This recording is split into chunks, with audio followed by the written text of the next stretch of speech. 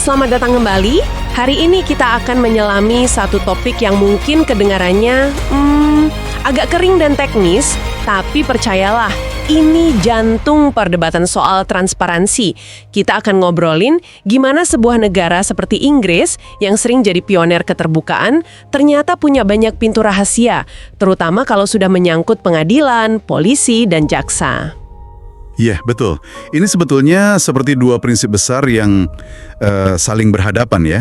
Di satu sisi kita mau semua serba terbuka, tapi di sisi lain proses hukumnya harus adil, nggak boleh terganggu. Nah, di tengah pertarungan itulah aturan main seperti Freedom of Information Act ini bekerja. Tepat. Anda sudah memberikan kami setumpuk materi yang sangat mendalam soal Freedom of Information Act 2000 atau FOIA di Inggris. Jadi misi kita hari ini adalah membongkar mekanisme di baliknya.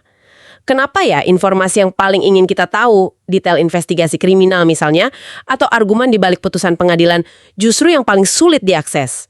Mari kita bedah bersama pengecualian apa saja yang ada dan gimana cara kerjanya di dunia nyata. Tentu. Konsep dasar FOIA itu sendiri sebenarnya kan sangat radikal. Setiap orang punya hak untuk minta informasi apapun yang dipegang lembaga publik. Tapi para pembuat undang-undang ini sadar, keterbukaan total itu mustahil. Ada kepentingan lain yang sama pentingnya, atau bahkan lebih penting yang harus dilindungi. Salah satunya, dan ini fokus kita, adalah integritas proses peradilan. Atau yang sering disebut due process. Jadi lahirlah serangkaian pengecualian khusus yang kita sebut justice exemptions. Oke, mari kita mulai dari yang paling ekstrim ya. Di sumber Anda disebut ada pengecualian yang sifatnya absolut. Mendengar kata absolut saja sudah kedengaran tegas sekali. Ini seperti pintu yang tertutup rapat, digembok, terus kuncinya dibuang. Maksudnya gimana? Analogi Anda pas sekali. Pengecualian absolut itu artinya, ya kalau sebuah informasi masuk ke kategori ini, lembaga publik bisa langsung menolak permintaan, tanpa perlu pikir panjang. Mereka nggak perlu melakukan yang namanya uji kepentingan publik atau nimbang-nimbang untung ruginya. Aturannya jelas, informasi ini nggak boleh diberikan lewat FOI, titik. Contohnya apa tuh yang bisa bikin pintu langsung tertutup seketika? Katakanlah saya sebagai warga biasa, penasaran banget sama argumen hukum brilian dari seorang pengacara di Mahkamah Agung. Itu kan bagian dari proses publik. Apa saya bisa memintanya lewat FOI? Nah, itu contoh klasik yang langsung menabrak tembok absolut bernama Pasal 32 FOIA. Jawabannya, nggak bisa. Pasal 32 secara tegas bilang bahwa dokumen yang dibuat untuk atau menjadi bagian dari catatan pengadilan itu dikecualikan secara absolut. Tujuannya bukan untuk nutup-nutupin ya, tapi untuk menjaga satu prinsip penting. Pengadilan punya kendali penuh atas dokumennya sendiri. FOIA nggak boleh jadi jalan pintas untuk mengakali prosedur yang sudah ada di pengadilan. Oh, jadi kalau mau tahu ya harus ikut aturan main pengadilan itu sendiri, jangan lewat FOIA. Tepat. Ada kasus nyata di mana permintaan persis seperti yang Anda sebutkan, minta argumen hukum tertulis di Mahkamah Agung Inggris, itu ditolak mentah-mentah atas dasar pasal 32. Jalur yang benar yang minta transkrip lewat panitera, dan tentu saja biasanya ada biayanya. Dan yang perlu dicatat, pengecualian ini bisa berlaku sangat lama. Lama gimana? Bisa 20 atau bahkan 30 tahun setelah kasusnya selesai. Sampai dokumen itu resmi jadi arsip sejarah gitu. Kedengerannya masuk akal sih, FOIA nggak boleh jadi jalan pintas. Tapi di sisi lain, apa ini nggak menciptakan resiko di mana pengadilan bisa jadi terlalu tertutup? Dengan dalih mengikuti aturan sendiri, padahal mungkin ada kepentingan publik yang lebih besar untuk tahu tanpa harus lewat birokrasi yang rumit dan mahal? Itu kritik yang valid dan sering muncul. Keseimbangannya memang sulit, tapi argumen utamanya adalah menjaga integritas sistem peradilan sebagai pilar yang independen. Kalau lembaga eksekutif yang menerapkan FOIA bisa mendikte dokumen apa yang boleh keluar dari yudikatif, itu bisa mengganggu independensi peradilan. Jadi, ini soal pembagian kekuasaan juga. Oke, selain catatan pengadilan, apalagi yang masuk kategori absolut ini? Gimana kalau pengadilan sudah secara spesifik memerintahkan informasi ini tidak boleh keluar, misalnya buat melindungi identitas saksi? Nah, itu langsung masuk ke pasal 44, pengecualian absolut lainnya. Pasal ini pada dasarnya bilang, kalau ada undang-undang lain atau perintah pengadilan court order yang melarang pengungkapan, maka FOIA nggak bisa melanggarnya. Sederhananya, FOIA tunduk pada hukum yang lebih spesifik. Contoh paling jelas, Ya seperti yang Anda sebut, melindungi identitas juri, korban pelecehan seksual, atau terdakwa anak di bawah umur. Kalau ada permintaan FOIA untuk nama-nama mereka, lembaga wajib menolak. Karena kalau diungkap, itu bisa jadi contempt of court atau penghinaan terhadap pengadilan. Pelanggaran serius. Tunggu. Di sini ada satu detail yang menarik sekali dari materi Anda. Dikatakan bahwa pasal 44 ini begitu kuatnya sampai lembaga bisa menolak untuk sekadar mengkonfirmasi atau menyangkal kalau mereka punya informasi itu. Jadi mereka bahkan nggak boleh bilang, iya kami punya datanya tapi nggak bisa kami kasih. Harus pura-pura nggak tahu. Betul sekali. Karena dalam beberapa kasus, sekedar mengonfirmasi keberadaan data saja sudah bisa melanggar hukum. Bayangkan ada permintaan. Apakah Anda punya daftar informan polisi dalam kasus geng narkoba X? Kalau polisi jawab, ya kami punya tapi tidak bisa diberikan, itu sudah jadi konfirmasi kalau memang ada informan. Itu bisa membahayakan nyawa seseorang kan? Jadi, dalam situasi seperti itu, jawaban standarnya adalah kami tidak bisa mengonfirmasi maupun menyangkal keberadaan informasi yang Anda minta. Ini perisai pamungkasnya. Oke, aturan untuk dokumen pengadilan dan perintah pengadilan itu hitam putih ya. Jelas sekali, tapi saya bayangkan nggak semua informasi sejelas itu. Pasti banyak area abu-abu di mana argumennya bisa bolak-balikan. Disitulah pertarungan sebenarnya terjadi, saya duga. Tepat sekali. Selamat datang di dunia pengecualian kualifikatif. Disinilah dinamikanya bermain. Untuk informasi yang masuk kategori ini, lembaga nggak bisa langsung bilang tidak. Mereka diwajibkan melakukan sesuatu yang disebut public interest test, uji kepentingan publik. Mereka harus aktif menimbang. Di satu sisi, ada kepentingan publik untuk menjaga kerahasiaan ini. Di sisi lain, ada kepentingan publik untuk membukanya. Mana yang lebih berat? Kalau dengar kata kerahasiaan hukum, yang kebayang itu pengacara dan klien di ruang sidang, kayak di film-film. Tapi ini kan berlaku untuk pemerintah. Rasanya aneh ya membayangkan pemerintah, sebuah entitas publik, butuh privasi hukum dari warganya sendiri. Kenapa pemerintah butuh merahasiakan nasihat hukum yang mereka dapat? Pertanyaan Anda sangat mendasar, dan ini diatur di pasal 42 tentang Legal Professional Privilege atau LPP. Logikanya begini, agar pemerintah bisa berfungsi dengan baik dan taat hukum, mereka harus bisa dapat nasihat hukum yang jujur, terus terang, dan tanpa rasa takut. Coba bayangkan kalau setiap memo dari pengacara negara ke menteri bisa diakses publik. Pengacaranya mungkin akan ragu ngasih nasihat yang keras atau nggak populer, menterinya juga jadi ragu buat nanya hal-hal sensitif. LPP ini menciptakan ruang aman agar keputusan itu didasarkan pada nasihat hukum terbaik, bukan yang paling aman secara politis. Tapi karena ini kualifikatif, artinya ada kemungkinan untuk dibuka kan? Seberapa besar kemungkinannya? Secara teori ya, tapi di lapangan standarnya tinggi sekali. Pengadilan secara konsisten bilang bahwa ada kepentingan publik inheren yang sangat kuat dalam menjaga LPP. Artinya, argumen untuk membukanya harus benar-benar luar biasa.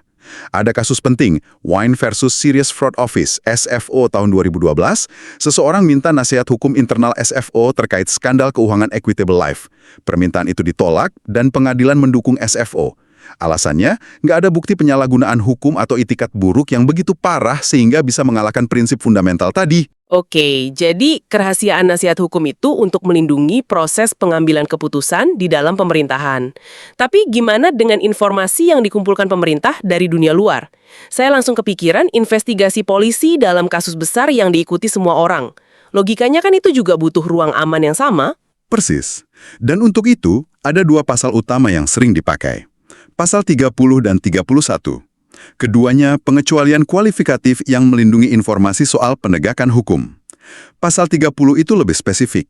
Dia melindungi informasi yang dikumpulkan untuk tujuan investigasi atau penuntutan pidana oleh lembaga seperti polisi atau kejaksaan. Tujuannya jelas, melindungi integritas investigasi, melindungi metode rahasia, melindungi saksi dan informan, dan yang terpenting, memastikan pengadilan adalah satu-satunya forum untuk mengadili seseorang, bukan media. Lalu bedanya apa dengan pasal 31? Kenapa perlu ada dua? Pasal 31 itu jaring pengaman yang jauh lebih luas. Ia melindungi informasi apapun yang dipegang oleh lembaga manapun jika pengungkapannya akan merugikan fungsi penegakan hukum secara umum. Ini bisa mencakup pencegahan kejahatan, keamanan penjara, sistem imigrasi, banyak lagi. Jadi misalnya, Kementerian Pertanian pun bisa pakai pasal 31 kalau mereka punya data penyelundupan ternak, yang kalau bocor bisa menggagalkan operasi polisi di pelabuhan. Pasal 30 untuk dapur investigasi spesifik, pasal 31 untuk melindungi ekosistem penegakan hukum secara keseluruhan. Apa ini berarti detail investigasi akan selamanya jadi rahasia? Rasanya nggak adil kalau publik nggak pernah tahu bagaimana sebuah kasus besar ditangani atau mungkin salah ditangani? Nah, karena ini kualifikatif, jawabannya tergantung. Disinilah uji kepentingan publik jadi sangat krusial. Faktor yang ditimbang banyak sekali. Apa kasusnya masih aktif? Jelas, kepentingan untuk merahasiakannya sangat tinggi. Apa informasinya menyangkut metode investigasi yang sensitif? Tentu harus dilindungi. Di kasus Win v SFO tadi, pengadilan juga menegaskan pentingnya safe space bagi penyelidik untuk mengeksplorasi semua kemungkinan, bahkan yang buntu sekalipun, tanpa takut dikritik publik di tengah jalan. Anggap saja seperti koki yang lagi coba resep baru. Kalau setiap 5 menit ada orang melongok ke dapur, ngeritik bahannya, menebak-nebak rasanya, resep itu mungkin nggak akan pernah jadi. Penyelidik butuh dapur tertutup untuk bisa bekerja. Saya suka analogi itu. Tapi apa ada tanggal kedaluarsa untuk kerahasiaan ini? Kapan resep itu dianggap final dan dapurnya boleh dibuka? Dan semakin kuat argumen kepentingan publik untuk akuntabilitas. Contoh kontras yang bagus itu kasus Cobain versus Crown Prosecution Services, CPS, tahun 2012. Seorang jurnalis minta berkas penuntutan atas figur publik dari kasus yang sudah puluhan tahun selesai. Awalnya, CPS menolak pakai pasal 30. Tapi setelah dibawa ke pengadilan, hakim memerintahkan sebagian besar berkas dibuka. Alasannya, kasusnya sudah begitu lama berlalu, nggak ada lagi investigasi yang bisa terganggu. Yang tersisa adalah kepentingan publik yang besar untuk mempelajari bagaimana sistem peradilan menangani kasus itu di masa lalu. Jadi pintu itu bisa terbuka, tapi seringkali butuh waktu yang sangat lama. Jadi kalau kita tarik benang merahnya, ini semua tentang pertarungan dua ide besar ya. Di satu sisi ada prinsip open justice, peradilan harus terbuka, bisa diawasi, akuntabel. Di sisi lain ada due process. Setiap orang berhak atas proses hukum yang adil, nggak diintervensi dan nggak dihakimi sebelum waktunya. FOIA ini seperti wasit yang mencoba menyeimbangkan keduanya. Anda menangkap esensinya dengan sempurna. Itulah ketegangan sentralnya. FOIJ dirancang untuk mendorong budaya transparansi, tapi ia nggak pernah dimaksudkan untuk menggantikan atau merusak due process. Semua pengecualian yang kita bahas ini adalah pagar-pagar yang dibangun di sekeliling proses peradilan untuk melindunginya. Poin krusialnya, seperti yang ditekankan dalam banyak putusan, adalah pengadilan harus menjadi satu-satunya forum untuk menguji bukti dan menentukan kebenaran. Bukan media, bukan opini publik, dan bukan permintaan FOI. Tujuannya mencegah apa yang kita kenal sebagai trial by media, di mana seseorang sudah dihakimi di ruang publik jauh sebelum kasusnya disidangkan. Jadi transparansi itu penting, tapi keadilan dalam proses hukum dianggap lebih fundamental. Keterbukaan harus berjalan seiring, bukan menabrak prinsip negara hukum. Keadilan dan keadilan substantif itulah Yang diberi prioritas. Kita sering bayangin minta informasi itu tinggal kirim email terus dapat balasan PDF. Gampang. Tapi dari sumber Anda, kelihatannya proses di baliknya itu, wow, luar biasa rumit dan mahal. Apa sih yang sebenarnya terjadi di balik layar ketika lembaga pemerintah menerima permintaan FOI terkait kasus hukum? Jauh dari sekedar cari dan kirim email, prosesnya sangat intensif dan makan sumber daya. Pertama, manajemen dokumen. Lembaga harus punya sistem pengarsipan yang sangat rapi. Kalau enggak ya mustahil. Kedua, dan ini yang sering mengejutkan banyak orang, adalah biaya dan waktu. Materi Anda menyajikan data dari pemerintah Inggris. Rata-rata, biaya untuk memproses satu permintaan FOI adalah 293 pounds, atau sekitar 5-6 juta rupiah. juga kan yang dipakai? Dan berapa lama waktunya? Ya, itu biaya yang ditanggung pembayar pajak. Dan rata-rata waktu yang dihabiskan itu 7,5 jam kerja per permintaan. Itu hampir 1 hari kerja penuh seorang pegawai hanya untuk satu permintaan. Ini menunjukkan beban administratif yang nyata. Lalu, ada proses yang paling rumit, redaksi. Petugas FOI harus secara manual membaca dokumen, kadang ratusan halaman, baris per baris, dan menyunting atau menghitamkan setiap informasi yang dikecualikan. Nama saksi, detail pribadi, nasihat hukum, metode investigasi, semua harus ditutupi. Ini pekerjaan yang teliti dan berisiko tinggi. Lalu, gimana kalau ada yang iseng minta informasi yang luas banget? Misalnya, berikan saya semua email terkait kasus X selama 5 tahun terakhir yang mungkin jumlahnya puluhan ribu dokumen. Apa lembaga harus memprosesnya? Disinilah ada mekanisme pengaman lainnya. Pasal 12 FOE mengatur tentang batas biaya. Pemerintah Inggris menetapkan batas, misalnya 600 pound untuk Departemen Pusat. Kalau lembaga memperkirakan biayanya akan jauh melampaui batas itu, mereka bisa menolak permintaan tersebut. Kasus Win v SFO yang kita bahas tadi, sebagian permintaannya juga ditolak karena alasan ini.